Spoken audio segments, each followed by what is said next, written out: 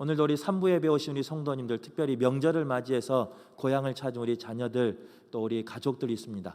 하나님의 은혜가 충만하길 바라고요. 바라는 오늘 찬양대가 고백한 것처럼 주님께서 우리 성도들의 가정의 모든 기도에 선함으로 응답해 주시길 간절히 바라겠습니다.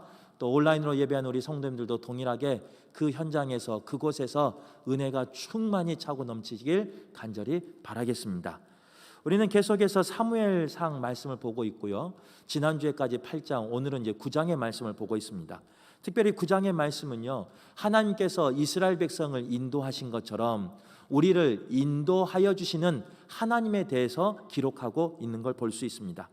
이스라엘은 사무엘을 통해서 평화로운 삶을 살았었습니다. 그러나 사무엘이, 이제 지난주 말씀이에요, 늙어감에 따라서 틈이 보이기 시작했습니다. 특별히 그 자녀를 사사로 세우는 것부터 잘못되기 시작했어요. 그 자녀로 세움받은 두 아들의 사사는요, 사무엘처럼 그 아버지처럼 경건하게 거룩하게 살지 못하였고, 뇌물을 받고 구분 판결을 내렸던 사사가 바로 두 아들이었습니다. 그것 때문에 이스라엘 백성을 대표하는 장로들이 그 사무엘을 찾아와서 너희 아들이 그러니까 이제 우리에게 왕을 달라, 우리도 이웃 나라처럼 강력한 통치력을 가지고 있는, 지도력을 가지고 있는 왕을 요청합니다. 그랬더니요, 사무엘이 뭐라고 말하냐면요, 그 백성들에게, 그 대표들에게 왕을 세우면 그 왕 때문에 때로는 핍박받게 되고, 또 그 왕 때문에 때로는 나의 것을 뺏기게 되고 자유를 억압받는 일이 있을 것이다 라고 경고합니다. 그런데도 불구하고 이스라엘 백성은 끝까지 왕을 요구했습니다. 하나님께서는 그 이스라엘 백성의 요구가 잘못된 요구인 것을 알면서도 너무 간곡하게, 완고하게 서원하였기 때문에 하나님은 이스라엘 백성에게 왕을 허락해 주셨습니다. 이게 이제 지난주까지 이야기고요.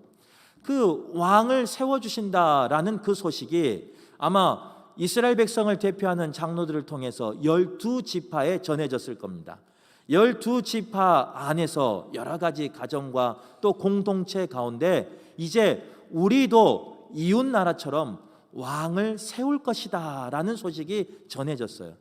아마 이번 명절 지금 우리의 모습과 비슷할 겁니다. 내년에 우리나라에서는 대통령 선거가 있고요. 그래서 이번 명절에는요, 그 대통령 선거에 대해서 누가 이렇고 누가 저렇고 아마 가족들끼리 또 모임이 있는 곳에서 이야기를 나눌 겁니다. 사무엘상 9장을 배경으로 하고 있는 그 배경이 바로 그런 상황이었어요. 아마 이 소식을 들은 이스라엘 백성들은요, 가정마다, 공동체마다, 지파마다 각자의 왕이 이랬으면 좋겠다, 또 이런 왕이 세워졌으면 좋겠다, 또 왕이 우리 지파에서, 우리 가문에서 나왔으면 좋겠다 하는 마음으로 여러 가지를 이야기했을 겁니다. 물론 오늘 성경에는 그 이야기가 나오지 않지만요, 아마 이렇게 정리가 됐을 거예요. 적어도 하나님의 백성이기 때문에, 하나님이 선택한 민족이기 때문에 우리의 왕은 선택받은 지파, 정통 지파에서 세워졌으면 좋겠다라고 했을 겁니다. 또한 우리의 왕은 어느 정도 힘도 있고요, 재력도 있고 능력도 있는 왕이었으면 좋겠다 생각했을 거예요. 때로는 힘들 때 왕에게 기댈 수도 있고, 때로는 그 왕의 능력을 통해서 우리의 삶 가운데 평안이 있었으면 하는 그런 마음에 그런 것들을 요구했을 겁니다. 또 더 나아가서 왕이니까 적어도 가정에서 존경받는 사람이면 좋겠다. 더 나아가 그 마을에서, 그 가문에서 존경받는 사람이면 좋겠다. 아니, 우리 민족 전체가 존경할 수 있는 그런 사람이면 좋겠다 생각했을 거예요. 또한 왕이기 때문에 똑똑했으면 좋겠고, 지혜가 있었으면 좋겠고, 지도력이 있었으면 좋겠다. 하지만 그럼에도 불구하고 겸손한 사람이어서 남의 말을 들어줄 줄 알고 남을 위해서 배려할 수 있는 그런 겸손한 사람이면 좋겠다. 아마 이런 말들이 오고 갔을 거예요. 또 그 중에 하나는 뭐냐면 나이 이야기도 오고 갔을 겁니다. 나이가 너무 많은 왕을 뽑으면 일할 수 없으니까, 그래서 나이가 어느 정도 됐으면 좋겠다. 또 나이가 너무 젊으면, 너무 어리면 이곳에서도 충돌이 나고 저곳에서도 잡음이 나니까 그래도 세상의 경험이 있고 세상의 이치를 아는 그 정도 나이는 됐으면 좋겠다 하면서 자신들의 원하는 그 왕을 아마 나이까지 제한하면서 이야기를 했을 겁니다. 나이만 제한한 게 아니었을 거예요. 우리 교회는 담임 목사를 어떻게 뽑았는지 잘 모르겠는데요, 이제 3년 벌써 돼가는데 아마 외모도 이랬으면 좋겠다 하면서 그 왕의 조건 가운데 외모도 넣었을 겁니다. 적어도 우리 민족을 대표하는 왕인데 어디 내놔서 조금 찌그러지면 되겠습니까? 어디 내놔도 자랑할 만큼 되는 그런 외모는 있었으면 좋겠고, 그런 풍채가 있었으면 좋겠고, 그 정도의 아름다움이, 멋있음이 있었으면 좋겠다, 아마 이렇게 생각했을 겁니다. 아마 이런 조건을 쭉 들어보니까요, 혹시 이런 사람 우리 주위에서 본 적 있습니까? 아마 이제 명절이니까 우리 부모님들은 딱 한 명 기억나죠? 누구? 내 사랑하는 아들, 내 사랑하는 딸. 아들하고 딸만 생각하면요, 이 모든 조건을 다 갖춘 자녀들 아니겠습니까? 그래서 그 자녀들을 위해서 우리가 헌신하고 봉사하고 또 기도하는 게 우리 부모의 마음 아니겠습니까? 우리 사랑하는 아들, 딸 빼놓고, 우리 자녀 빼놓고 혹 이런 사람 있습니까? 이렇게 말하면 대부분 이렇게 표현을 해주셔야 되는데, 목사님요 그래야 되는데, 저번 주에도 가르쳐 줬는데 이게 잘 안 돼요. 이제 코로나 때문에 아마 마스크를 쓰고 있어서 잘 안 되는 것 같은데, 저라고 말하고 싶은데 솔직히 저는 아닙니다. 그런데 오늘 이런 조건을 갖춘 사람이 말씀에 한 명 나와요. 오늘 사무엘상 9장에 한 명 나와요. 그 사람이 누구냐? 바로 사울이라는 청년이었습니다. 사울은요, 베냐민 지파 사람이었어요. 즉 베냐민 지파는 우리가 지금 새벽 예배 때 묵상하고 있는 사사기 말씀에서 보아서 알 수 있듯이, 베냐민 지파 한 지파가 이스라엘 11지파 연합군하고 싸워서 2번이나 승리할 수 있는 그런 용사들이 있었던 지파가 베냐민 지파였습니다. 이스라엘의 마지막 막내였지만 특별히 그 성소에 가까이 지내면서 하나님의 사랑을, 극진한 사랑을 받았던 지파가 베냐민 지파였어요. 또한 오늘 본문에 나온 것처럼요, 유력한 사람 기스의 아들이 사울이었습니다. 유력하다는 것은요, 재력이 있고 능력이 있는 걸 말해요. 즉 사울은 재력 있는 집안에, 능력 있는 집안의 사람이었습니다. 그는 정통 지파의 사람이었고 재력도 갖추었고 능력도 갖추었고, 또 오늘 말씀해 보면 이스라엘 자손 중에 이보다 준수한 사람이 없다라고 자랑할 정도로 준수한 외모를 가지고 있었고 준수한 성품을 가지고 있었던 사람이 바로 사울이었던 거예요. 또 그의 외모는요, 그의 키는 모든 백성보다 어깨 위에 있었다. 그래서 대부분 이제 한 어깨 위에 머리까지 크기가 한 30cm 정도 되니까요, 사울의 외모는요 보통 백성보다 30cm나 큰 그런 건장한 청년이었습니다. 사울은 어떻게 보면요, 이렇게 외적으로 모든 것을 갖추고 있었던 사람이 사울 청년이라는 거예요. 그런데 그 외모만 갖추고 있는 것이 아니라, 오늘 읽진 않았지만요, 이제 5절부터 쭉 읽어보면 이런 말도 나와요. 아버지의 말에 순종하며 아버지가 맡긴 일에 끝까지 책임을 다한 사람이 바로 사울이라는 사람이었다는 거예요. 또한 계속 말씀을 읽어보면요, 그 사완이라는 것은 이제 종을 말하는 거잖아요. 그 집안의 종이 사울에게 말했을 때 그 말을 무시하지 아니하고 귀담아 들었던 겸손한 사람이 바로 오늘 9장에 나와 있는 사울의 모습이라는 거예요. 더 나아가 사울은 하나님의 일을 하는 사람을 대접할 줄 아는, 사회성이 있는, 인사를 잘하는 사람이 바로 사울이었다는 거예요. 오늘 사무엘상 9장 말씀은 이러한 사울을 하나님께서 인도하여 주셔서 사무엘을 만나게 하시고 그 사무엘을 통해서 초대 왕으로 세워진 이야기가 오늘 9장의 그 과정이 기록되어 있습니다. 그렇다면 하나님께서 사울이 왕이 되도록 어떻게 인도하였을까? 그 첫 번째는 무엇이냐? 바로 하나님께서는 사울이 왕이 되도록 환경을 통해서 인도하셨다는 겁니다. 오늘 3절을 말씀해 보면요, 고대 근동의 재력을 나타내는 암나귀 이야기가 나옵니다. 그 암나귀를 잃어버린 사건이 사울의 집에서 나타났다는 거예요. 사울의 집에 생각지도 못한 경제적인 어려움, 또 대비하지 못한 그런 일이 사울의 집에 나타났습니다. 그 일을 해결하기 위해서 사울의 아버지 기스는 아들 사울과 사환 종을 보내서 그 암나귀를 찾아오라고 합니다. 사울과 사환은요, 종은요, 아버지의 말에 순종하여서 이곳저곳을 다니면서 그 암나귀를 찾아 나섰습니다. 며칠을 찾아 나섰어요. 그런데도 불구하고 사울은 찾지 못했습니다.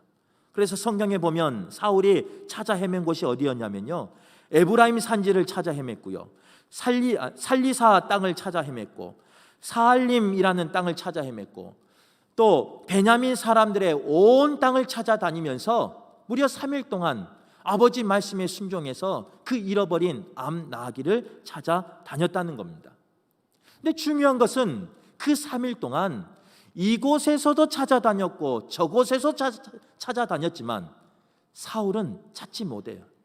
삶 속에서 실패를 계속 경험해요.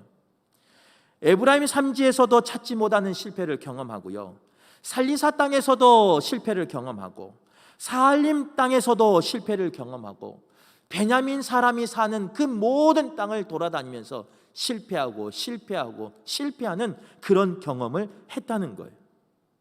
이런 계속되는 노력 앞에서 힘을 다했지만 계속된 실패를 한 사람이 누구였느냐? 바로 사울이라는 거예요. 그런데 하나님은 그러한 실패한 상황을, 그 환경을 주관하시는 분이셔요. 그래서 그 환경, 그 실패하는 상황을 통해서 사울을 어디로 이끌어 가느냐, 어디로 인도해 가느냐? 사무엘에게 인도해 갔다는 거예요. 만약 사울이 오늘 말씀에 나온 것처럼요, 순종하지 아니하고 그 실패를 이기지 못했다면, 좌절해버리고 그곳에서 넘어져 버렸다면요, 아마 하나님의 인도함을 받지 못할 수도 있었을 겁니다. 그 실패 자리에서 일어서고 다시금 순종해 나가고 다시금 이기고 나가니까 하나님께서는 그 실패하는 상황을 통해서 사울을 인도해 가시고 결국은 왕으로 세우는 걸 볼 수 있습니다. 창세기 37장에 보면 이와 비슷한 사람이 나와요. 누구냐? 요셉이라는 사람이에요. 요셉은요, 형들의 미움을 받았어요.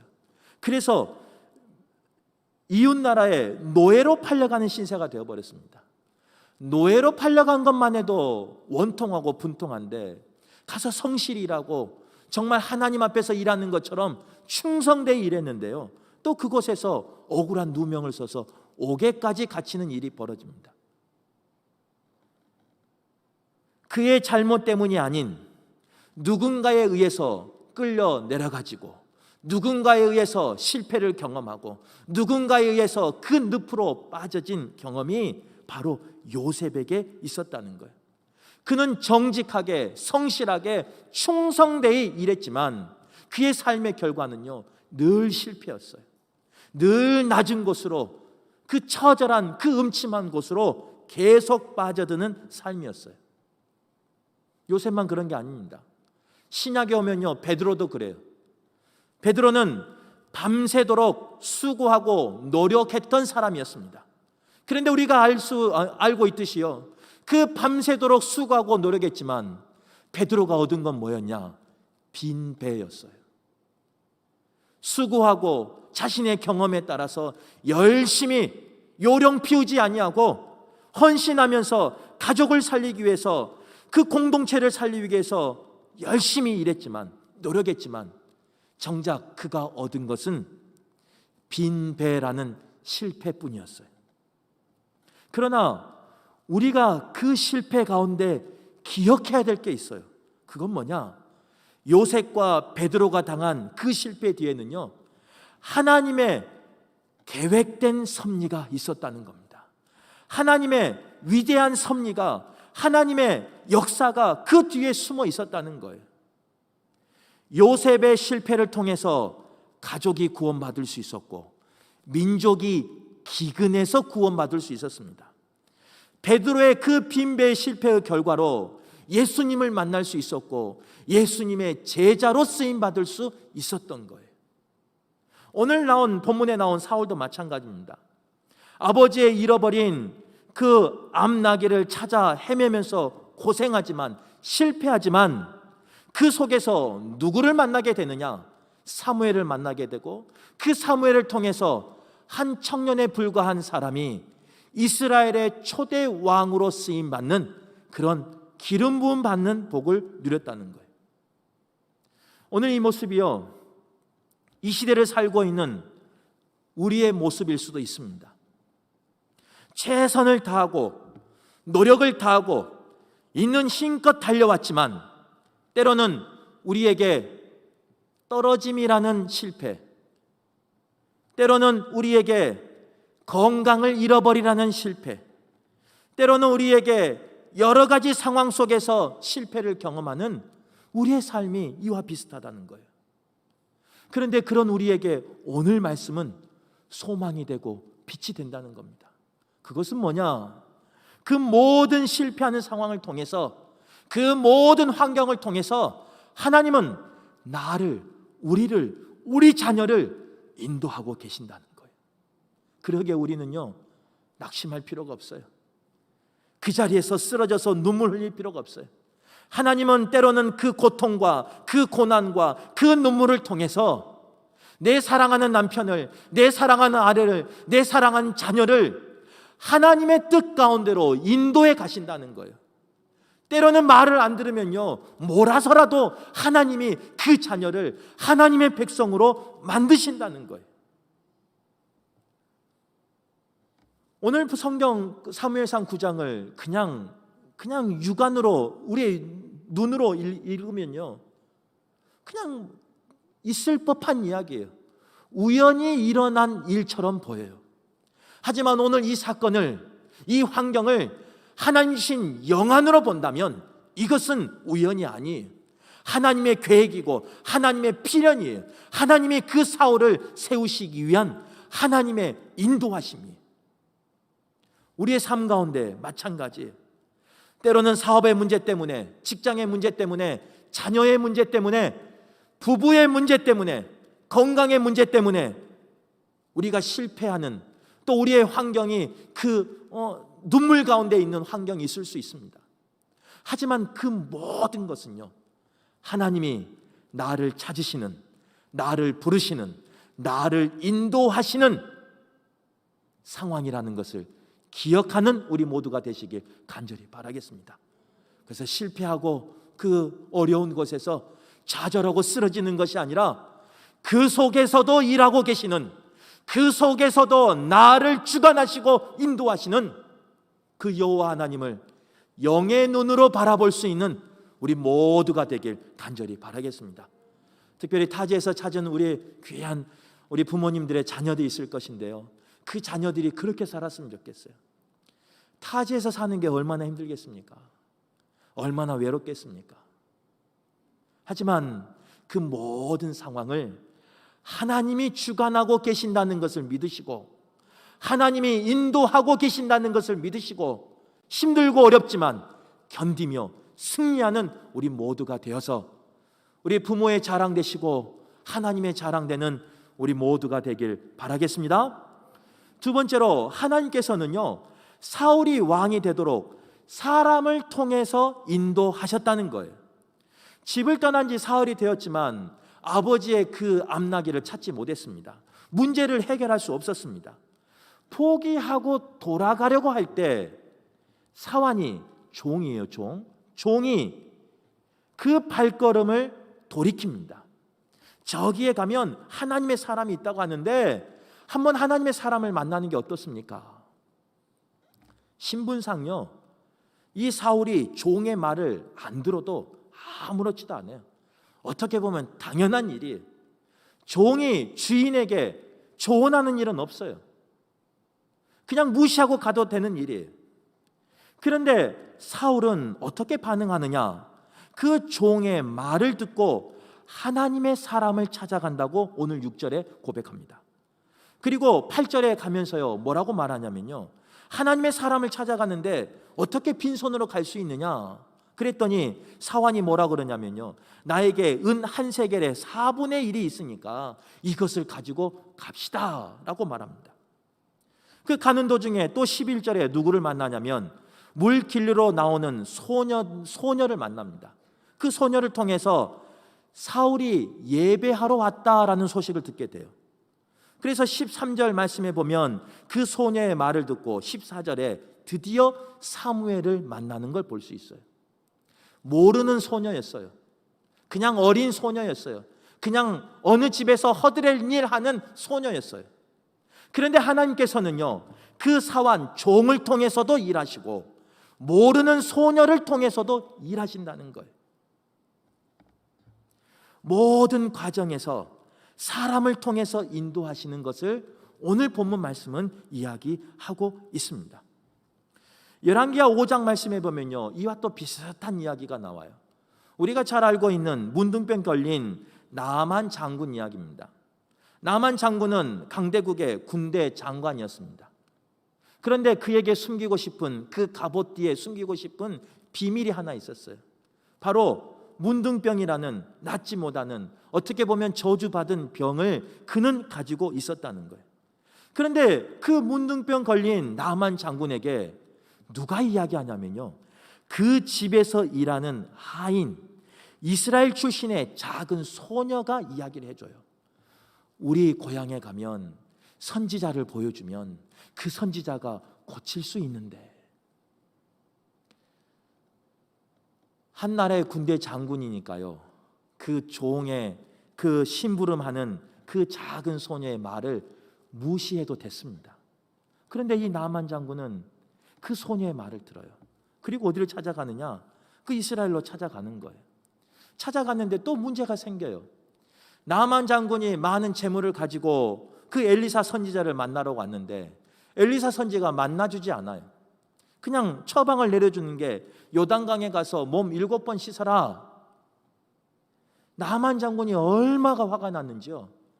에이, 우리 땅에는 뭐 깨끗한 물이 없어서, 강이 없어서, 씻을 곳이 없어서 여기까지 와서 씻느냐 하면서 돌아가려고 할 때, 그때 또 누가 이야기하느냐? 그들의 종들이 나만 장군에게 이야기합니다. 더한 것도 하는데 그거 못하겠습니까, 주인님? 해보시죠. 나만 장군이요, 그 종들의 말을 안 들어도 되는 상황이에요. 무시해도 되는 상황이에요. 그런데 그 사람을 통해서 일하는, 사람을 통해서 인도하시는 그 하나님을 나만 장군이 알았는지 몰랐는지 모르지만 그 종들의 이야기를 듣고 요단강에 가서 몸을 씻는 거예요. 그랬더니 어떻게 되냐? 그 병이 낫는 역사가, 치유되는 역사가 나만 장군에게 임한 걸 우리는 알고 있습니다. 이처럼 하나님은 사람을 통해서 일하실 때가 있다는 거예요. 사람을 통해서 하나님의 역사를 써가실 때가 있다는 거예요. 그러게 오늘 이 말씀이 예배하는 우리에게 들리시길 간절히 바랍니다. 어떻게 들려야 되느냐? 나는 과연 내가 고용하는 고용인이나 나의 하급자의 위치에 있는 사람들의 그 조언을, 그 말을 받아들이고 있는가? 혹은 나보다 덜 배우고 못 사는 사람들, 그동안 내가 무시했던 사람들일지라도 하나님은 그 사람을 통해서 일하신다는 것을 인정하고 있는가?